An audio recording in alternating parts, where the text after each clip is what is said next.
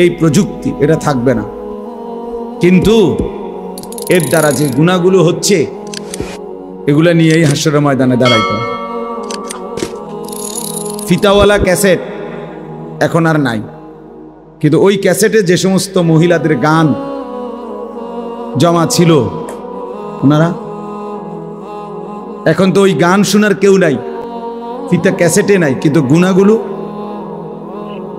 রয়ে গেছে, গুনাহগুলো রয়ে গেছে।